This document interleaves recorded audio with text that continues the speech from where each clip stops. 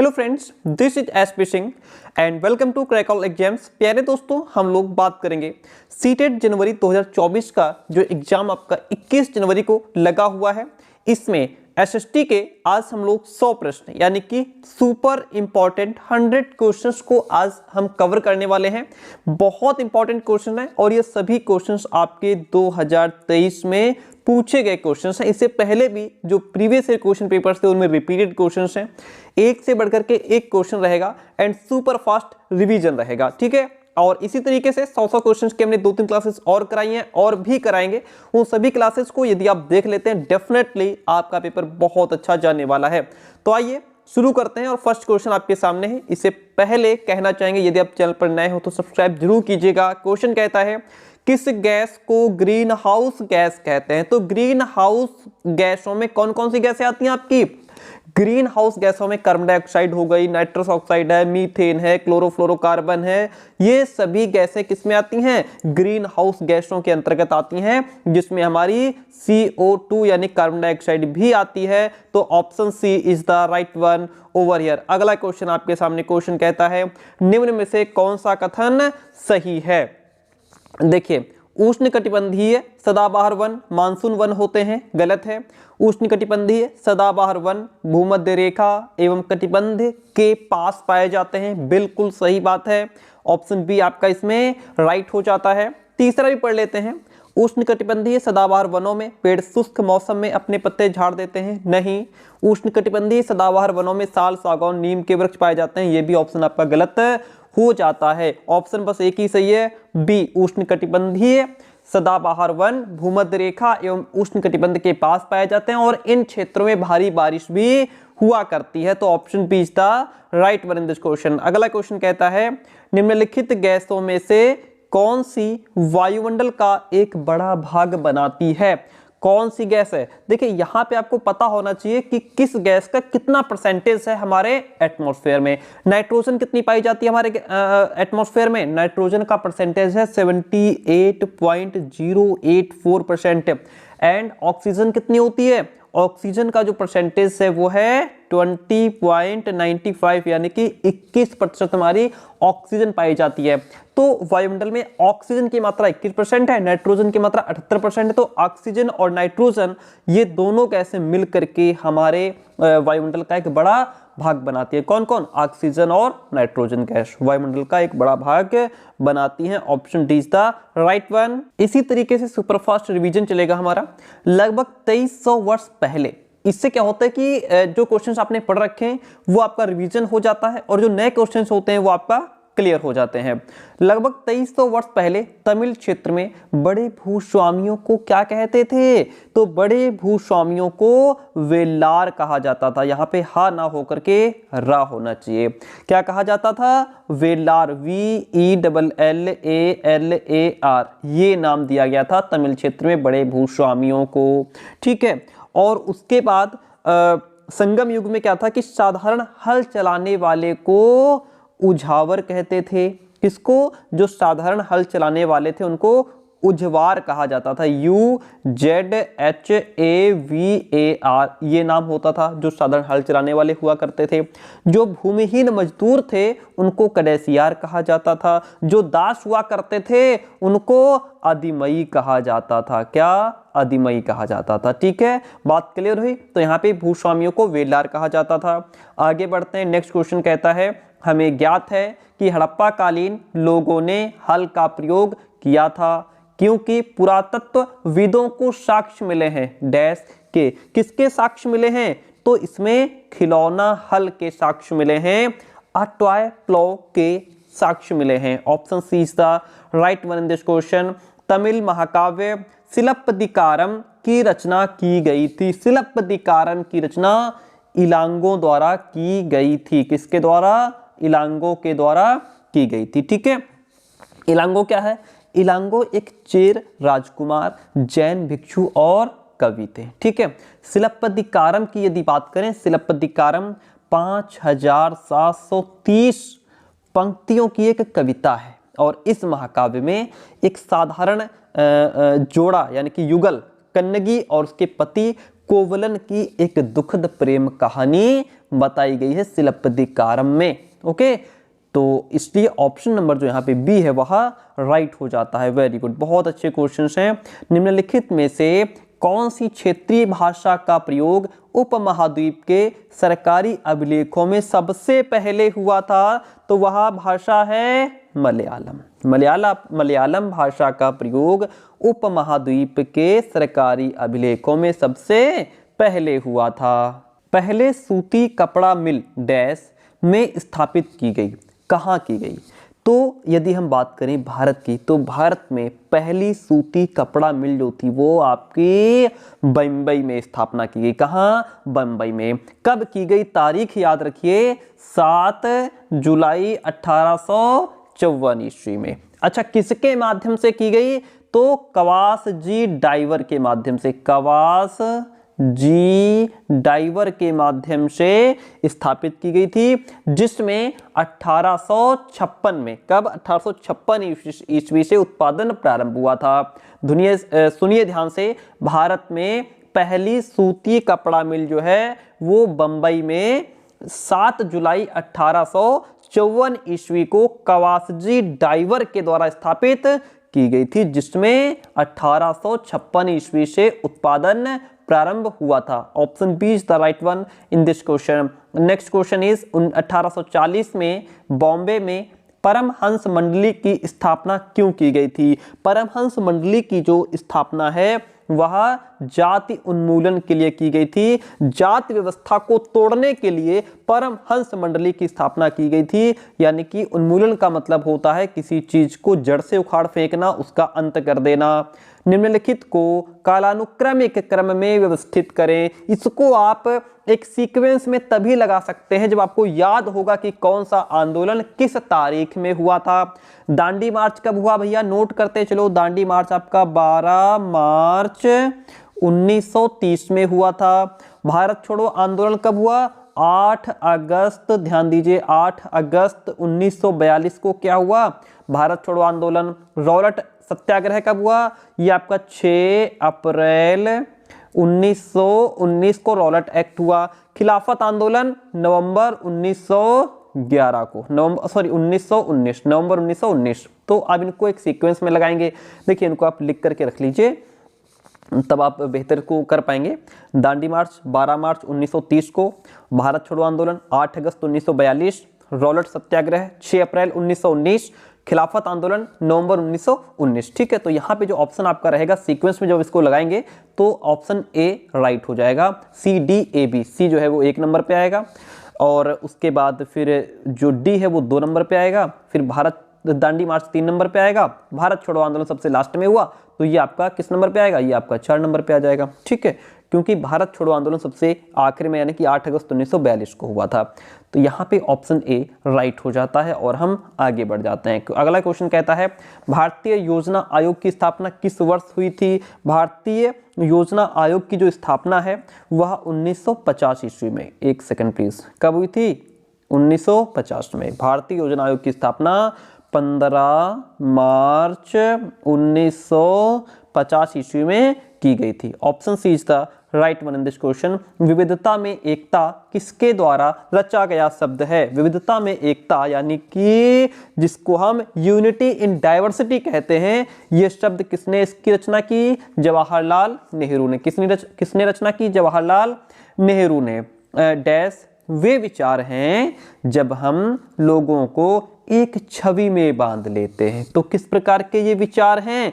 ये विचार हमारे रूढ़िबद्ध धारणाएं, स्टीरियोटाइप हैं। रूढ़िबद्ध धारणाएं वे विचार हैं जब हम लोगों को एक छवि में, एक नजरिए से देखते हैं, एक छवि में बांध लेते हैं। ग्रामीण प्रशासनिक व्यवस्था में एक लेखपाल का क्या अर्थ होता है? लेखपाल का काम होता है जमीन को नापना और उसका रिकॉर्ड रखना। जमीन को नापना और उसका रिकॉर्ड रखना किसका काम है? लेखपाल का काम है। पंचायती राज व्यवस्था में ग्राम पंचायत के कार्य को स्वीकृति दी जाती है। ग्राम पंचायत के कार्य को ग्राम सभा के द्वारा, क्या? पंचायती राज व्यवस्था में ग्राम सभा द्वारा ग्राम पंचायत को स्वीकृति दी जाती है। अच्छा, अब ये जो पंचायती राज व्यवस्था है ये सबसे पहले राजस्थान में लागू हुई थी। अच्छा, कब हुई थी? 2 अक्टूबर 1959 को। 2 अक्टूबर 1959 को पंचायती राज व्यवस्था सबसे पहले राजस्थान में लागू हुई। उसके बाद ये जो प्रणाली है वो आंध्र प्रदेश में लागू की गई थी। तो यहाँ पे ऑप्शन डी राइट हो गया। हम आगे बढ़ते हैं। एक क्वेश्चन से कई क्वेश्चन तैयार होते हैं। एक क्षेत्र जहां वोटर अपना विधायक चुनते हैं क्या कहलाता है? जहां वोटर अपना विधायक चुनते हैं उसे निर्वाचन क्षेत्र कहते हैं। इंग्लिश में इसको कॉन्स्टिट्यूंसी कहते हैं। ठीक है। अच्छा, अगर आपसे पूछ ले कि चुनाव आयोग का गठन कब हुआ था, तो भैया चुनाव आयोग का जो गठन है वह 25 जनवरी 1950 को किया गया था। चुनाव आयोग का गठन कब हुआ था? 25 जनवरी 1950 को। चलिए, बात क्लियर हुई, क्वेश्चन हमारा क्लियर हुआ। अगला क्वेश्चन आपके सामने है, बहुत अच्छा क्वेश्चन। किस संगठन ने उच्चतम न्यायालय में मैला उठाने की प्रथा, क्या मैला उठाने की प्रथा के खिलाफ याचिका दायर की है? तो वो है सफाई कर्मचारी आंदोलन।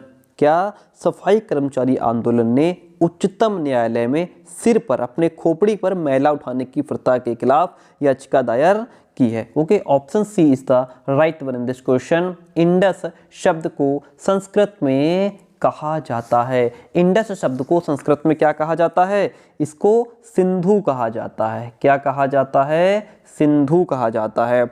अच्छा समझिए, देखिए जो इंडस शब्द है इसको संस्कृत में सिंधु कहते हैं। ओके, और इंडस शब्द संस्कृत के ये सिंधु शब्द से ही लिया गया है। जो सिंधु यानी कि इंडस नदी का एक स्थानीय नाम है। सिंधु नदी भारतीय उपमहाद्वीप के उत्तर पश्चिम भाग से होकर के बहती है। तो यहाँ पे सिंपल याद रखिए, इंडस शब्द को संस्कृत में सिंधु कहा जाता है। ऑप्शन सी राइट हो गया। निम्नलिखित में से कौन सा महापाषाण युगीन स्थल है? तो वो हो ब्रह्मगिरी।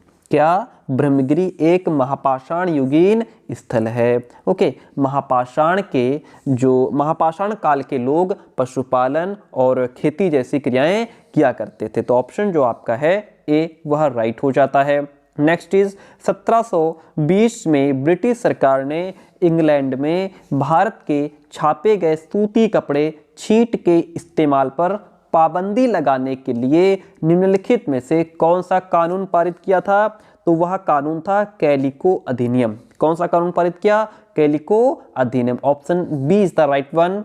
क्वेश्चन नंबर 21 है आपके सामने। अलीगढ़ आंदोलन का आरंभ वर्ष में हुआ था, कब हुआ था? अलीगढ़ आंदोलन का जो आरंभ है वह 1875 में हुआ था। अलीगढ़ आंदोलन ने धार्मिक रीति रिवाजों के अंधविश्वास की प्रवृत्ति पर रोक लगाने का काम किया था। निम्नलिखित में से किसने आर्य समाज की स्थापना की थी? ये क्वेश्चन एक आर्य समाज, ब्रह्म समाज, प्रार्थना समाज, इनमें से एक क्वेश्चन जरूर आपसे पूछा जाएगा, ध्यान रखिएगा सबको। आर्य समाज की स्थापना करने वाले कौन हैं? स्वामी दयानंद सरस्वती ने आर्य समाज की स्थापना की थी। कब की थी? 1875 ईस्वी में। कहाँ की थी? मुंबई में की थी। ऑप्शन डी राइट हो जाता है। अगला क्वेश्चन आपके सामने, संविधान सभा की बैठकें किस स्थान पर हुई थी? संविधान सभा की जो पहली बैठक है वह कब हुई थी? 9 दिसंबर 1946 को। संविधान सभा की पहली बैठक जो है वो 9 दिसंबर 1946 को नई दिल्ली में हुई थी। इसलिए ऑप्शन नंबर जो ए है वह राइट हो जाएगा और हम आगे बढ़ जाएंगे। निम्न में से कौन सा कथन सही है? कौन सा कथन सही है? देखिए, बाह्य ग्रह चट्टानों से बने हैं, बाह्य ग्रह आकार में छोटे ग्रह हैं, आंतरिक ग्रह सूर्य से बहुत दूर हैं, या आंतरिक ग्रह चट्टानों से बने हैं। तो इसमें ऑप्शन नंबर जो आपका डी है वह राइट हो जाएगा।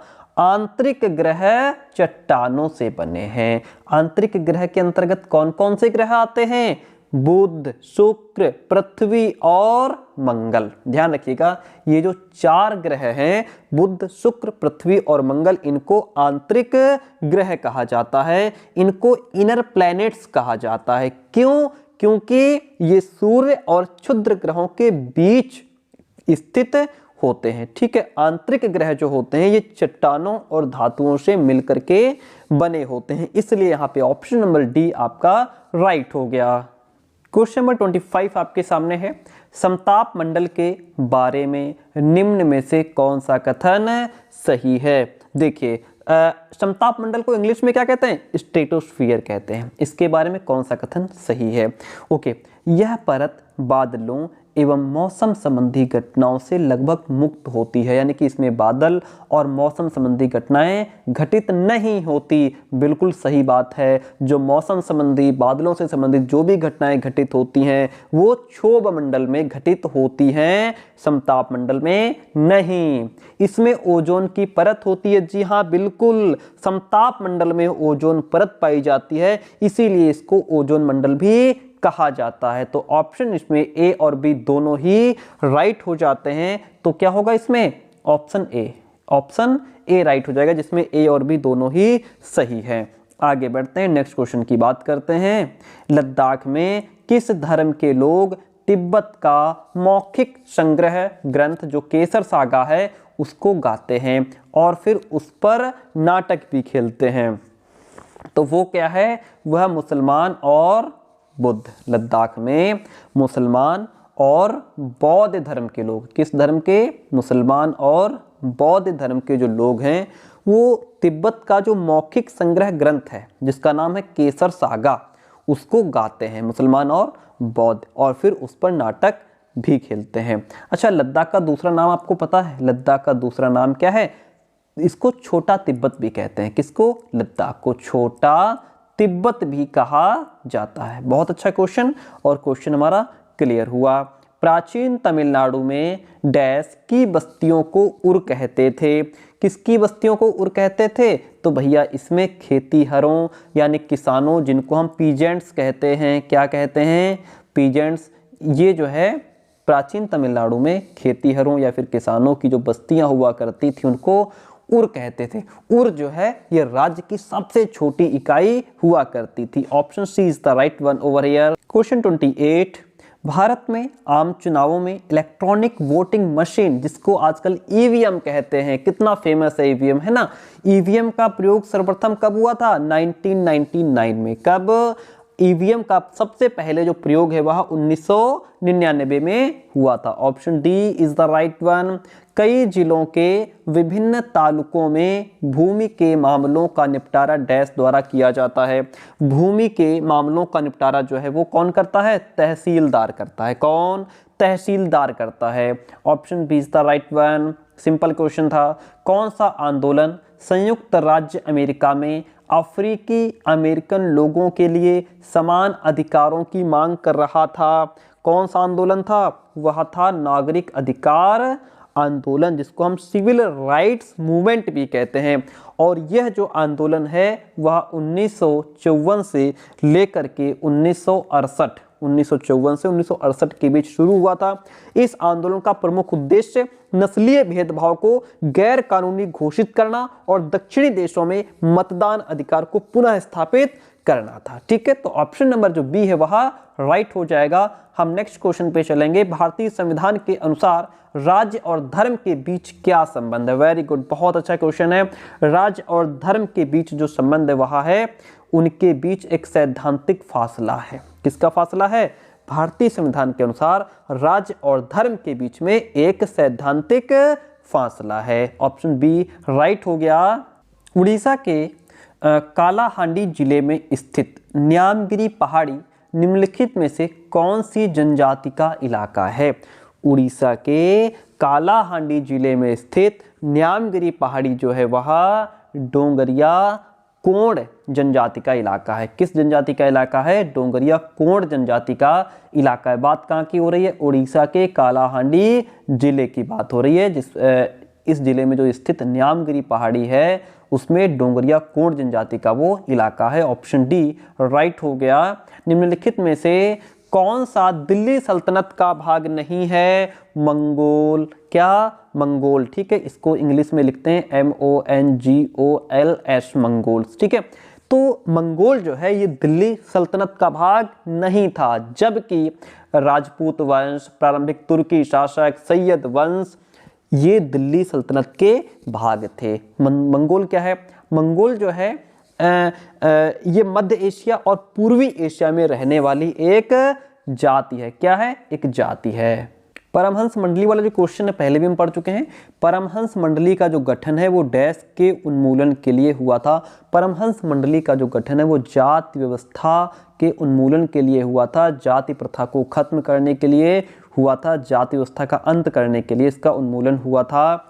सौरमंडल में जैसे जैसे हम सूर्य से दूर होते जाते हैं वैसे वैसे ग्रहों द्वारा सूर्य के चारों ओर एक परिक्रमण करने का समय बढ़ता जाता है। Okay, option A is the right one in this question. किस देशांतर को भारत के लिए मानक यामियोत्तर माना गया है? किस देशांतर को? 82 डिग्री 30 पूर्व यामियोत्तर को भारत का मानक यामियोत्तर माना गया है। ऑप्शन 82 डिग्री किस तरीके से? 82 डिग्री 30 है ना, इस तरीके से लिखा जाएगा। ऑप्शन बी यहाँ पे राइट हो गया। आगे बढ़ेंगे। निम्नलिखित में से कौन सा कथन एंडीज पर्वत और ग्रेट डिवाइडिंग रेंज से संबंधित है? कौन सा कथन इनसे संबंधित है? तो वह है हमारा ऑप्शन ए, विषुवत रेखा इन दोनों क्षेत्रों से होकर के गुजरती है। विषुवत रेखा एंडीज पर्वत और ग्रेट डिवाइडिंग से होकर के गुजरती है। अगर बात करें मकर रेखा की, तो मकर रेखा दक्षिण अमेरिका, अफ्रीका और ऑस्ट्रेलिया महाद्वीप से होकर के गुजरने वाली रेखा है। तो यहाँ पे हम जाएंगे ऑप्शन नंबर ए के साथ और आगे बढ़ेंगे। जैवमंडल में सभी जीवित जीव जंतु in the biosphere living being are क्या है? यहाँ पे एक दूसरे से परस्पर संबंधित हैं और निर्भर भी हैं। जैवमंडल में सभी जीवित जीव जंतु जो है वो एक दूसरे से संबंधित हैं, सभी एक दूसरे से जुड़े हुए हैं, एक दूसरे पर निर्भर भी हैं। तो option D is the right one this question. Gulf stream उदाहरण है किसका?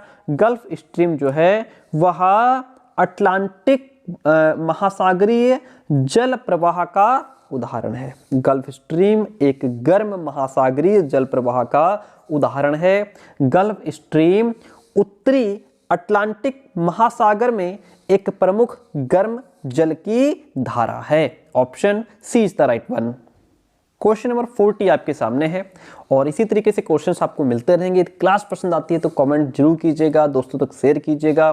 ठीक है, इसके बाद जो आपको क्लास मिलेगी वो 500 क्वेश्चंस की रहेगी। ध्यान दीजिए, इसके बाद जो क्लास मिलेगी उसमें 500 क्वेश्चंस एक ही क्लास में हम लोग कवर करेंगे और सुपर फास्ट हमारा रिवीजन रहेगा।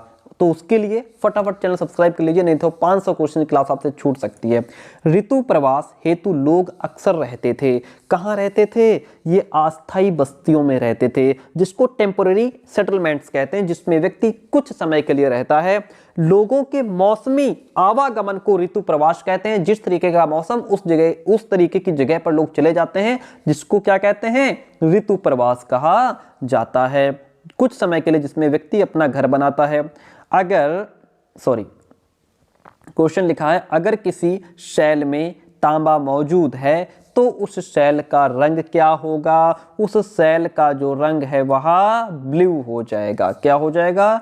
ब्लू हो जाएगा। हमारे राष्ट्रगान को बंगाली में हिंदी अनुवाद किसने किया था? बंगाली में हिंदी अनुवाद जो करने वाले हैं वह captain Abid Ali. Okay, captain Abid Ali. और इसमें जो है राष्ट्रगान को संस्कृतनिष्ठ बांग्ला से हिंदी में अनुवाद सुभाष चंद्र बोस ने करवाया था और कैप्टन आबिद अली ने इसका हिंदी में अनुवाद किया था। Option C is the right one over here. निम्नलिखित में से क्या विविधता नहीं है बल्कि भेदभाव का एक उदाहरण है? एक अपार्टमेंट में कुछ परिवार होली का त्योहार मनाते हैं तो कुछ क्रिसमस का मनाते हैं। ये क्या है? ये डाइवर्सिटी हो गई। ये भेदभाव थोड़ा ना है, ये तो विविधता है, डाइवर्सिटी है। एक स्कूल में कुछ बच्चे कुर्सियों पर बैठते हैं, कुछ को जमीन पर बैठाया जाता है। ये भेदभाव है, ये भेदभाव है और यही पूछ रहा है, तो इसलिए ऑप्शन नंबर बी राइट हो जाएगा। अगला ऑप्शन है, एक बाजार में कुछ विक्रेता मछली बेचते हैं, कुछ फल। ये डाइवर्सिटी है। एक गली में कुछ घर सफेद हैं, कुछ पीले हैं। ये डाइवर्सिटी है। भेदभाव कहाँ हो रहा है? जहां कुछ कुर्सी पर बैठे हैं, कुछ जमीन पर बैठे हैं। ये भेदभाव का उदाहरण हो जाएगा। अगला क्वेश्चन कहता है, बहुत अच्छा क्वेश्चन है, एक राज्य के मुख्यमंत्री की नियुक्ति कौन करता है? किसी राज्य के मुख्यमंत्री की नियुक्ति राज्य का राज्यपाल करता है। संविधान के अनुच्छेद 164 के अकॉर्डिंग मुख्यमंत्री की नियुक्ति राज्यपाल द्वारा की जाएगी। Option D is the right one. निम्नलिखित में से कौन सा कथन भारत में नगर प्रशासन के संबंध में सही नहीं है? देखिए, बड़े शहरों में नगर पालिकाएं होती हैं, ये बात बिल्कुल भी सही नहीं है, क्योंकि बड़े शहरों में नगर पालिकाएं नहीं होती बल्कि नगर निगम होते हैं। इसलिए ऑप्शन नंबर यहाँ पे बी गलत हो जाएगा। अगर यहाँ पे होता कि बड़े शहरों में नगर निगम होते हैं तब ये क्वेश्चन आपका राइट हो जाता ऑप्शन। क्वेश्चन नंबर 46 आपके सामने है। निम्नलिखित में से कौन स्वरोजगार सेल्फ एम्प्लॉयड में संलग्न है? यानी कि इसमें किसका खुद का काम है, किसी की नौकरी नहीं जो करता,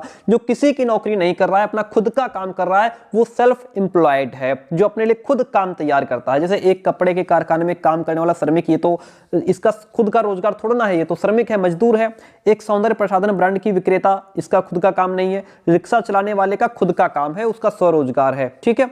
कॉल सेंटर का कर्मचारी भी मजदूर है, ठीक है, दूसरे के यहाँ काम कर रहा है। रिक्शा चलाने वाला सेल्फ एम्प्लॉयड है, उसका खुद का काम है। ऑप्शन सी राइट हो जाएगा। राजीव के पास 15 एकड़ जमीन है, उसे 1 लाख रुपए का जो कर्जा है वो बीज खरीदने के लिए बैंक से मिला है। वो संभवतः किस परिवार से है? जाहिर सी बात है, 15 एकड़ जमीन है और उसको जो है 1 लाख रुपया कर्जा भी मिल गया है, वो बड़ा किसान है, दुकानदार थोड़ा ना है। 15 एकड़ जमीन है, छोटा किसान भी नहीं है, मजदूर भी नहीं है, बड़ा किसान है। कौन है? बड़ा किसान है। ये क्वेश्चन जो है आपका वो 12 जनवरी 2023 को जो क्वेश्चन पेपर हुआ था उसमें पूछा गया है। निम्नलिखित में से किस वर्ग के लिए संसद में आरक्षण की मांग लंबे समय से चलती आ रही है? किसके लिए चलती आ रही है? तो यह महिलाओं के लिए, ठीक है, महिलाओं के लिए संसद में आरक्षण की मांग लंबे समय से चलती आ रही है। Option D is the right one over here. आगे बढ़ेंगे। आमार जिबारी एक डैश के अनुभवों का विवरण करती हुई एक आत्मकथा है। आमार जिबारी आध्यात्मिक गुरु के अनुभवों का, गृह सेवक, गृहिणी या फिर दलित। यहाँ पे समझिए, आमार जिबारी एक गृहिणी के अनुभवों का विवरण करती हुई एक आत्मकथा, यानी कि एक हाउस वाइफ है। ये कौन है जिसकी ये पुस्तक है? आमार जिबारी। इसके बारे में थोड़ा सा जान लीजिए। एक थी जिनका नाम था रास सुंदरी। क्या नाम था? रास सुंदरी। इनके बारे में बताते हैं, कौन है ये, कहाँ से है? देखिए, रास सुंदरी, ये जो गृहिणी है ये रास सुंदरी की ही बात हो रही है। रास सुंदरी देवी 200 वर्ष पहले पूर्व पश्चिम बंगाल में पैदा हुई थी। 60 वर्ष की स्टेज में, 60 वर्ष की अवस्था में उन्होंने बांग्ला भाषा में अपनी आत्मकथा लिखी थी। ओके, और उनकी पुस्तक जो आमार जिबारी जिसकी बात हो रही है, ये किसी भारतीय महिला द्वारा लिखित पहली आत्मकथा है। रास सुंदरी देवी जो है वो एक धनवान जमींदार परिवार की गृहिणी थी, जिन्होंने अपनी आत्मकथा 60 वर्ष की उम्र में लिखी थी। नाम रास सुंदरी था, ये हाउस वाइफ थी। आमार जिबारी इनकी पुस्तक है भैया। ऑप्शन नंबर सी जो है वह राइट हो जाता है। Very good question. उच्चतम न्यायालय ने किस मौलिक अधिकार का विस्तार करते हुए जीविका के अधिकार को उसका एक अंग बताया है? किसको बताया है? देखिए, जीविका के अधिकार यानी जीवन जीने का अधिकार, जीवन का अधिकार, ठीक है। उच्चतम न्यायालय ने जीवन जीने के अधिकार को विस्तार करते हुए जीविका के अधिकार को उसका एक अंग बताया है। Option C is the right one. English में इसको राइट टू लाइफ कहेंगे। क्या कहेंगे? राइट टू लाइफ कहेंगे। निम्नलिखित में से कौन सा घरेलू हिंसा से महिलाओं का संरक्षण अधिनियम 2005 से संबंधित नहीं है? कौन सा संबंधित नहीं है? देखिए, महिला का उसके पति द्वारा यौन उत्पीड़न, ये तो 2005 का जो महिला संरक्षण अधिनियम था उससे रिलेट करता है। घर के भीतर मौखिक और भावनात्मक धमकियां देना, ये भी रिलेट करता है। घर के भीतर एक महिला का आर्थिक शोषण होना, ये भी महिला संरक्षण अधिनियम 2005 से संबंधित है। महिला की जाति के आधार पर सामाजिक भेदभाव, ये महिला संरक्षण अधिनियम 2005 से संबंधित नहीं है तो यही ऑप्शन हमारा राइट भी हो जाएगा। Option D is the right one over here. 1989 में लाया गया एक अत्याचार निवारण कानून निम्नलिखित में से किन्हें संरक्षण प्रदान करने की चेष्टा करता है?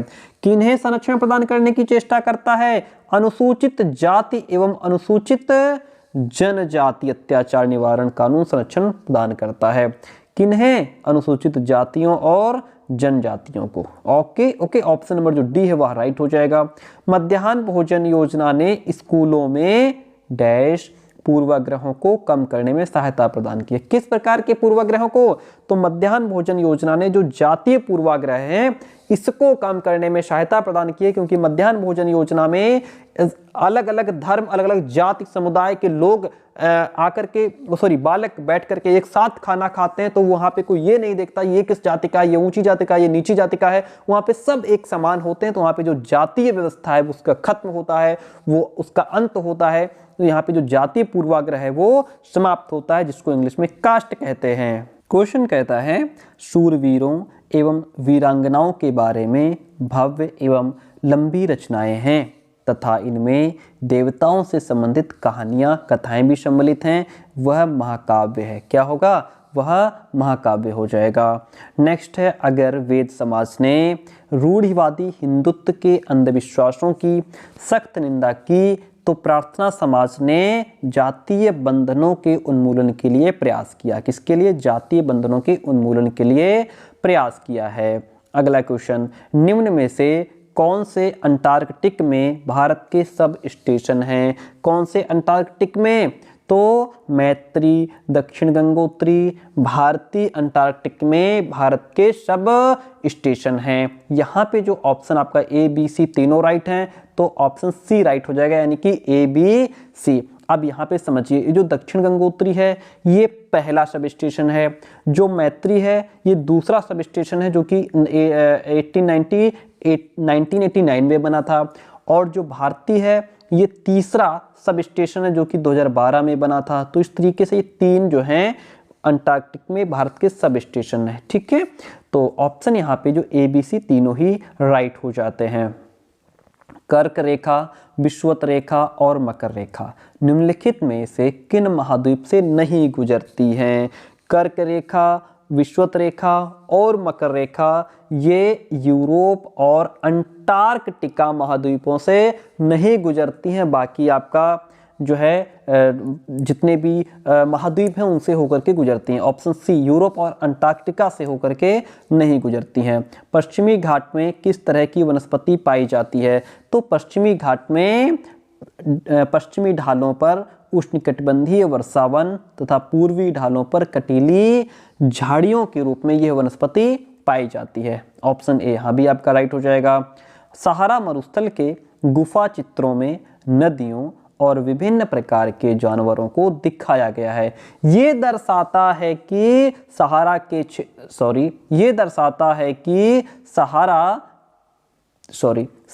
क्षेत्र में जलवायु परिवर्तन हुआ था, यानी कि हजारों साल पहले रेगिस्तान बहुत सारे पानी के जो सोर्सेज थे वनस्पति और वन्य जीवन के साथ आज से बहुत अलग हुआ करता था। ये दर्शाता है कि सहारा के क्षेत्र में जलवायु परिवर्तन हुआ है। अगला क्वेश्चन नंबर 60 आपके सामने है। निम्नलिखित में से कौन सी स्थायी पवनें हैं? कौन सी हवाएं हैं जो परमानेंट हैं? व्यापारिक पवनें और पश्चिमी पवनें। ठीक है, ट्रेड विंड्स और जो वेस्टर्लाइज हैं, व्यापारिक पवनें और पश्चिमी पवनें जो हैं ये स्थायी पवनें होती हैं। स्थायी पवनें पूरे वर्ष चलती हैं, साल भर चलती हैं। ओके, चलिए क्वेश्चन कहता है लौह अयस्क से संबंध प्रिंस चार्ल्स पर्वत कहाँ स्थित है?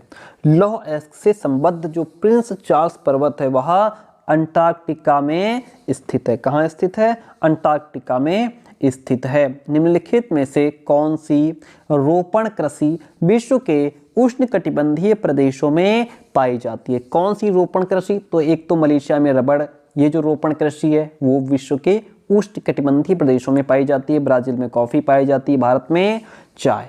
तो यहाँ पे ए बी सी तीनों ही राइट हैं। जब तीनों राइट हो जाते हैं तो हम A B C option number B के साथ में चले जाएंगे। ठीक है, रोपण कृषि वाणिज्यिक कृषि का एक प्रकार है जहाँ चाय, काजू, रबड़, केला अथवा कपास की एकल फसल उगाई जाती है। तो यहाँ पे मलेशिया में रबड़ हो जाएगा, ब्राजील में कॉफी की खेती है, भारत में चाय। ठीक है, ये रोपण कृषि विश्व के उष्णकटिबंधीय प्रदेशों में पाई जाती है। समानता की खोज में डॉक्टर भीमराव अंबेडकर ने धर्म परिवर्तन करके किस धर्म को अपनाया था? ये क्वेश्चन बहुत अच्छा क्वेश्चन मिला है जो कि आपका पूछा गया है 11 जनवरी 2023 को। यह किस धर्म को अपनाया था इन्होंने? बौद्ध धर्म को अपनाया था। कब अपनाया था? 14 अक्टूबर 1956 को। कब अपनाया था? 14 अक्टूबर 1956 को। अपने 3 लाख से अधिक जो इनके फॉलोअर्स थे उनके साथ इन्होंने बौद्ध धर्म का धारण किया था और बुद्ध आदर्शों का पालन करने की शपथ भी इन्होंने ली थी। किसने? डॉक्टर भीमराव अंबेडकर ने। ऑप्शन सी यहाँ पे राइट हो जाएगा। काउंसिल ऑफ स्टेट्स का भारत में ज्यादा प्रचलित नाम क्या है? काउंसिल ऑफ स्टेट्स का भारत में ज्यादा प्रचलित नाम राज्यसभा है। क्या है? राज्यसभा है। आगे बढ़ते हैं। निम्नलिखित में से क्या बाजार का एक प्रकार नहीं है? क्या बाजार का? देखिए, साप्ताहिक बाजार होती है, शॉपिंग कॉम्प्लेक्स आपके बाजार हैं, मॉल भी बाजार हैं। दादन व्यवस्था बाजार का प्रकार नहीं है। इसमें तो व्यापारी बुनकरों को कच्चा माल देते थे, उनसे तैयार माल प्राप्त करते थे। ये आपकी दादन व्यवस्था है। ओके, ये घरेलू स्तर पर निर्मित वस्तुओं को खरीदने और बेचने की पुरानी प्रथा है, दादन व्यवस्था। ठीक है, वेरी गुड। अगला क्वेश्चन, जीविकोपार्जन के लिए अपनाए गए दादन व्यवस्था से एक बुनकर को क्या नुकसान होता है?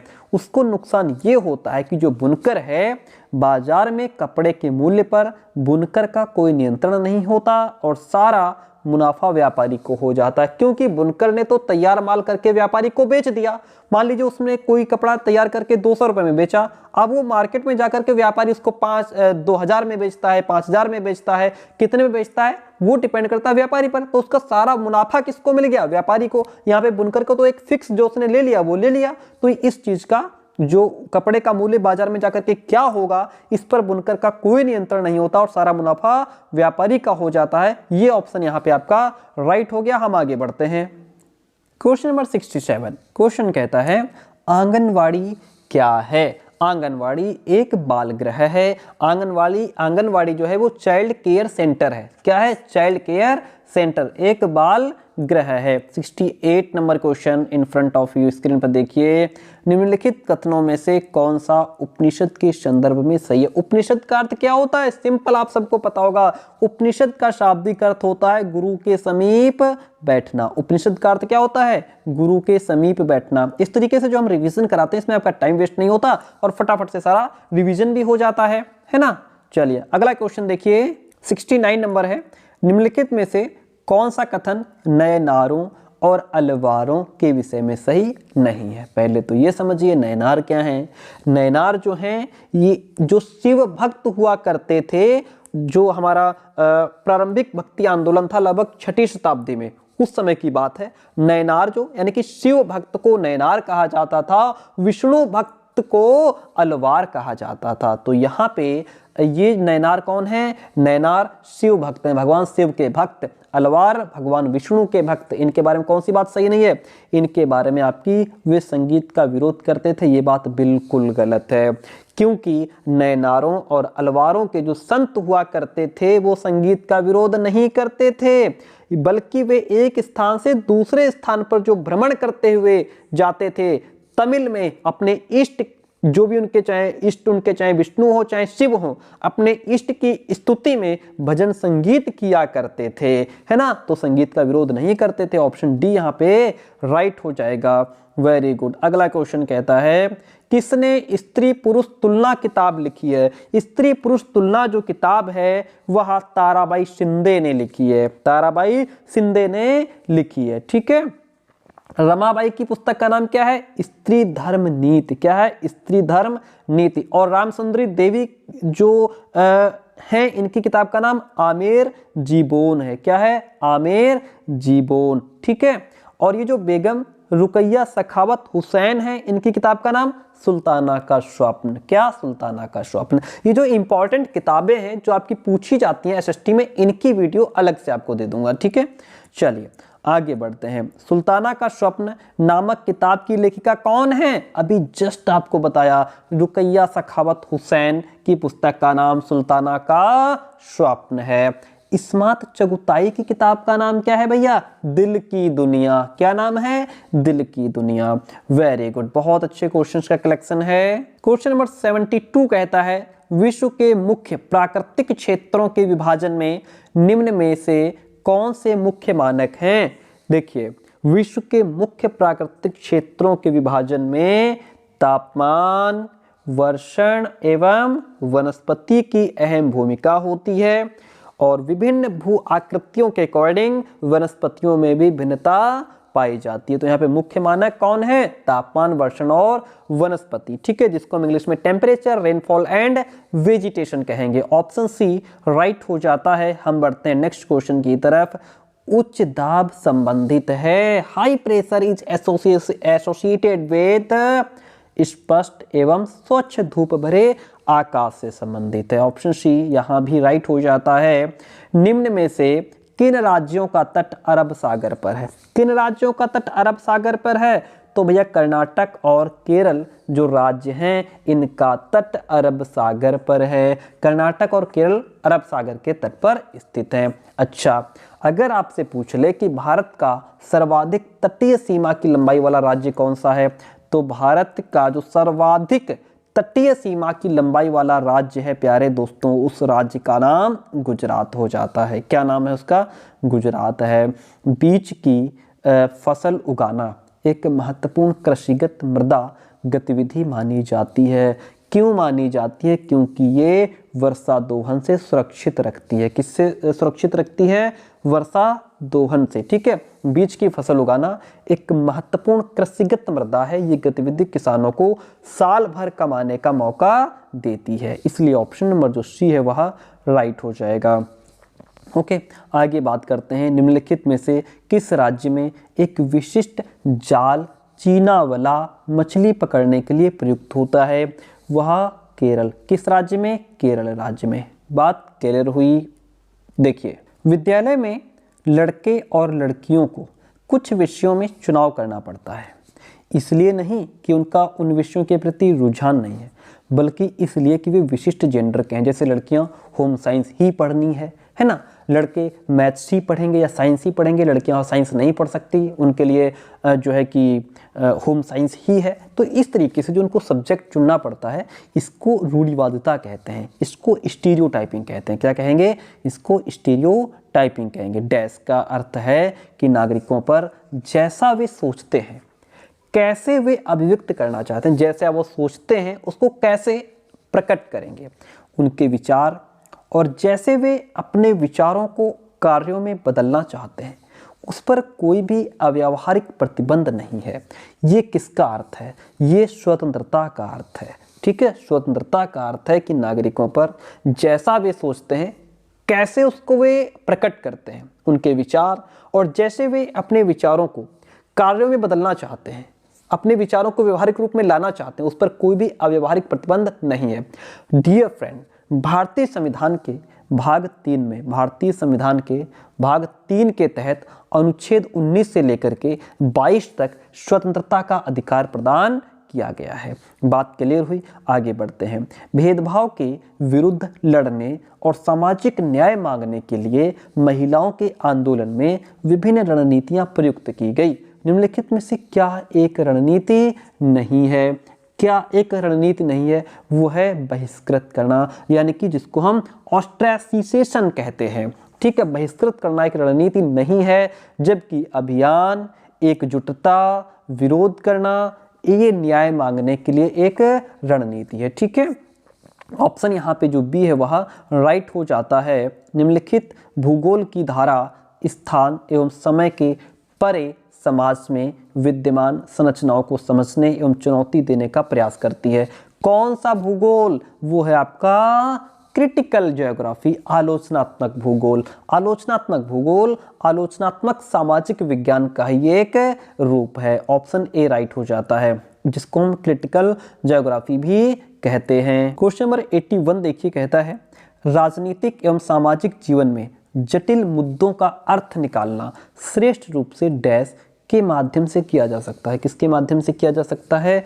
यह अधिगमकर्ताओं की सक्रिय भागीदारी, जो भी लर्नर्स हैं जो वो एक्टिव होकर के पार्टिसिपेट करेंगे, तब जो है जटिल मुद्दों का अर्थ निकालना श्रेष्ठ रूप से जो है अधिगमकर्ताओं की सक्रिय भागीदारी के माध्यम से किया जा सकता है, जब जो लर्नर हैं वो एक्टिव होंगे। Option C is the right one in this question. अगला क्वेश्चन फिर है उच्च प्राथमिक और सामाजिक विज्ञान विषय के संदर्भ में सबसे प्रचलित गलत अवधारणा क्या है? तो सबसे प्रचलित गलत अवधारणा ये है कि यह तथ्यों से भरा है, इसमें सब फैक्ट हैं जो रटकर लिखने की मांग करते हैं, जो रटकर लिखने की मांग करता है, ये गलत है, जबकि ऐसा नहीं है। ऑप्शन बी राइट हो जाता है। ठीक है, द्वितीयक स्रोत के विषय में कौन सा कथन सही है? द्वितीयक स्रोत जो हमारे सेकेंडरी सोर्सेज होते हैं, यह किसी घटना या प्रघटना को व्याख्यायित करता है। ऐसे स्रोत जो अपने अस्तित्व के लिए पूर्णतः प्राथमिक स्रोतों पर डिपेंड होते हैं, उन्हें द्वितीयक स्रोत कहते हैं, उन्हें सेकेंडरी सोर्सेज कहा जाता है। बहुत अच्छा क्वेश्चन, ये क्वेश्चन आपका 28 दिसंबर 2022 का है। उत्तराधिकार की सहदायाद प्रथा का अर्थ क्या होता है? समझिए, उत्तराधिकार की दो परंपराएं हैं। उत्तराधिकार की दो परंपराएं हैं। पहली है ज्येष्ठाधिकार। क्या है? पहली है ज्येष्ठाधिकार। ओके, और जो दूसरी परंपरा है वो है सहदायाद। सहदायाद। अब इसको समझिए, ये जो उत्तराधिकार की ज्येष्ठाधिकार प्रथा है, इसमें क्या होता है कि ज्येष्ठाधिकार में जो सबसे बड़ा पुत्र होता है वो राज्य का उत्तराधिकारी होता है, और सहदायात में क्या होता है, इसमें बाकी जो पुत्र बचे सभी पुत्रों के बीच जो विरासत होती है वो बराबर बराबर बांट दी जाती है। ठीक है, मुगल काल में इसी परंपरा का पालन किया जाता था। तो यहाँ पे अब जैसे बात आई उत्तराधिकार की सहदायत, इसका अर्थ क्या हुआ? इसका अर्थ हुआ सभी पुत्रों के बीच विरासत जो है वो बराबर बराबर बांट दी जाती है। ठीक है, ज्येष्ठ पुत्र को अपने पिता की संपत्ति विरासत में मिलना, ये ज्येष्ठाधिकार के रूप में आ जाएगा। ठीक है, तो यहाँ पे जो ऑप्शन डी है वह राइट हो जाएगा। हम आगे बढ़ जाएंगे। मराठी में लिखे भक्ति गीतों को किस नाम से जाना जाता है? मराठी में लिखे भक्ति गीतों को अभंग नाम से जाना जाता है। संत तुकाराम ने अपने अभंग और कीर्तन के जरिए बड़े पैमाने पर लोगों को धार्मिक और सामाजिक तौर पर जागरूक करने का काम किया था। आगे बढ़ते हैं। निम्नलिखित में से कौन सा शब्द मध्य प्रदेश में घुमंतू खेती के लिए इस्तेमाल होता था? वह है बेवड़। क्या वह कौन सा शब्द है? वह शब्द है बेवड़। ठीक है, मध्य भारत का एक आदिवासी समुदाय जो था उसको बैगा कहा जाता था। बैगा किसको? मध्य भारत का एक आदिवासी समुदाय है जिसको बैगा कहते हैं। यहाँ पे जो बेवाड़ है वो मध्य प्रदेश में घुमंतू खेती के लिए इस्तेमाल होने वाला शब्द है। ठीक है, चलिए अगला क्वेश्चन आपके सामने है। कहता है किसने जिन्ना के दो राष्ट्र सिद्धांत का विरोध किया था? किसने किया था? मौलाना आज़ाद ने। किसने? मौलाना आज़ाद ने जो है कि जिन्ना के दो राष्ट्र सिद्धांत का विरोध किया था। अंतर्राष्ट्रीय तिथि रेखा के बारे में निम्न में से कौन सा कथन सही है? तो इसमें ऑप्शन आपका जो बी है, अंतर्राष्ट्रीय तिथि रेखा केवल जलीय भाग से होकर के गुजरती है, ये बात आपकी सही है। अंतर्राष्ट्रीय तिथि जो रेखा है वो प्रशांत महासागर के बीचों बीच 180 डिग्री देशांतर पर उत्तर से दक्षिण की ओर खींची गई काल्पनिक रेखा है। ये एक टेढ़ी मेढ़ी रेखा होते हुए विश्व को दो बराबर भागों में बांट देती है। ओके, बात क्लियर हुई? Very good. क्वेश्चन नंबर 89 आपके सामने जो कहता है कि महासागरीय परपटी के मुख्य खनिज क्या हैं? देखिए, महासागरीय जो भूपरपटी है इसके मुख्य खनिज एक तो मैग्नीशियम हो गया, दूसरा सिलिका हो गया। ठीक है, मैग्नीशियम और सिलिका। तो इसमें इसका मतलब है केवल ए और सी जो ऑप्शन है वह राइट हो जाएगा। महासागरीय भूपरपटी की शैलों का निर्माण मुख्य रूप से सिलिका और मैग्नीशियम से हुआ है, और यह परत जो है वो सीमा कहलाती है। क्या कहलाती है? यह परत सीमा कहलाती है। चलिए आगे बढ़ते हैं। क्वेश्चन इज, किस क्षेत्र में बहुत ही सीमित प्राकृतिक वनस्पति मिलती है? किस क्षेत्र में बहुत ही सीमित प्राकृतिक? वो है टुंड्रा क्षेत्र। क्या है?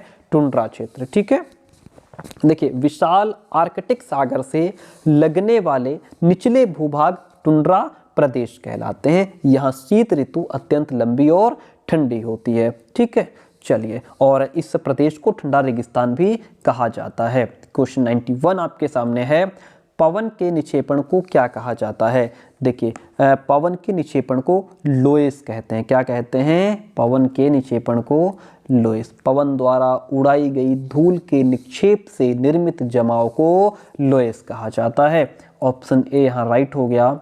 जिस स्थान पर कोई नदी किसी अन्य जलराशि से मिलती है उसे क्या कहते हैं? पिछले ही वीडियो में हमने आपको बताया था, उसे जो है रिवर्स माउथ कहते हैं, नदी का मुहाना कहते हैं। यहाँ पे जो नदी है वो अन्य जलराशि से मिल रही है, तो ये जो पॉइंट इसका है वह नदी का मुहाना कहलाएगा। Very good. अगला क्वेश्चन है, चीन, मलेशिया और इंडोनेशिया निम्न में से किस खनिज के अग्रणी उत्पादक देश हैं? तो ये भैया आपके जो हैं टिन के। किसके? चीन, मलेशिया और इंडोनेशिया टिन के अग्रणी उत्पादक देश हैं।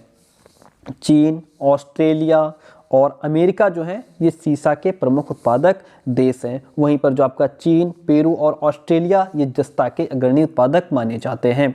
Question number 94 in front of you question कहता है, सीढ़ी नुमा खेती में जमीन के छोटे टुकड़ों के किनारों को ऊपर उठा दिया जाता है ताकि पानी जो है वो टुकड़ों के भीतर रुका रहे। रिटेन वाटर इसको इंग्लिश में कहते हैं। अगला क्वेश्चन नंबर 95 है, नगर निगम में चुने गए सदस्यों को क्या कहा जाता है? नगर निगम में चुने गए सदस्यों को पार्षद कहते हैं। इंग्लिश में इनको काउंसिलर्स कहा जाता है। Option D is the right one over here. मुख्यमंत्री और अन्य मंत्रियों को कौन नियुक्त करता है? देखिए, मुख्यमंत्री की जो नियुक्ति है वह गवर्नर करता है, राज्यपाल करता है। आपको हमने अभी जस्ट पीछे बताया था कि संविधान के अनुच्छेद 164 के अकॉर्डिंग मुख्यमंत्री की नियुक्ति राज्यपाल करेगा, और जो अन्य मंत्रियों की नियुक्ति है वो फिर राज्यपाल मुख्यमंत्री की सलाह पर करेगा। ओके, ये प्रोसेस चलता है। क्वेश्चन 97 इज कहता है, भारत में किस तरह के श्रम को कानून द्वारा प्रतिबंधित किया गया है? तो वह जो श्रम है हमारा डियर फ्रेंड बेगार है, जिसको इंग्लिश में बॉन्डेड कहते हैं, ये जो बेगार श्रम होता है इसको कानून के द्वारा प्रतिबंधित किया गया है। ऑप्शन ए, केवल ए जो है वह राइट हो जाएगा। आगे बढ़ते हैं। भारत में सरकार के एक से अधिक स्तर होने की मुख्य वजह क्या है? वह है समुदायों की बड़ी संख्या। क्या? भारत में विभिन्न समुदाय की बड़ी संख्या में लोग निवास करते हैं, ठीक है। और देश में सरकार के एक से अधिक स्तरों के अस्तित्व को संघवाद कहा जाता है, अर्थात सत्ता के बंटवारे के लिए सरकार के अलग अलग स्तर बनाए गए हैं। तो भारत में सरकार के एक से अधिक स्तर होने की मुख्य वजह है समुदायों की बड़ी संख्या होना। प्यारे दोस्तों, आज का सेकंड लास्ट क्वेश्चन आपके सामने। फिर आपसे कहना चाहेंगे कि हम इसके बाद 500 क्वेश्चंस की क्लास लेके आ रहे हैं, जो क्लास आपके लिए बहुत इंपॉर्टेंट होगी। पेपर वहीं से मिलेगा, जो सुपर फास्ट रिवीजन रहेगा। इस क्लास के लिए चैनल को फटाफट सब्सक्राइब कर लीजिए, अन्यथा वो क्लास आपकी छूट जाएगी 500 क्वेश्चन की। भारतीय संविधान के अनुसार एक धर्मनिरपेक्ष राज्य को क्या चाहिए? एक धर्मनिरपेक्ष राज्य को चाहिए कि वो किसी एक धर्म को समर्थन नहीं देगा, और हमारा शतक पूरा होने वाला है। किसी समुदाय के घेटोआइजेशन की प्रक्रिया का नतीजा क्या होता है? घेटोआइजेशन जो प्रक्रिया है इसका नतीजा होता है उसका बाकी समाज से अलगाव हो जाता है। ऑप्शन ए राइट हो जाएगा। घेटोआइजेशन से अभिप्राय होता है किसी भी अल्पसंख्यक जाति या समुदाय को बाकी जो अन्य बहुसंख्यक जाति या समुदाय हैं उनसे अलग थलग कर देना। ऐसी जाति या समुदायों को शहर या गांव के किसी भी कोने में एक अलग स्थान या फिर यूं कहें कि रहने की जगह दे दी जाती है। तो इस प्रकार से जब वो उनको अलग जगह रहने के लिए दे दी जाती है तो फिर ये ही घेटोआइजेशन कहलाता है, और फिर उनका जो है बाकी समाज से अलगाव हो जाता है। इस तरीके से हमारे 100 क्वेश्चंस पूरे होते हैं प्यारे दोस्तों। और क्लास कैसे रही कमेंट करके जरूर बताइएगा। Thank you so much. मिलते हैं बहुत जल्दी नेक्स्ट क्लास में, जो कि हमारी होगी 500 क्वेश्चन की class. Thank you so much.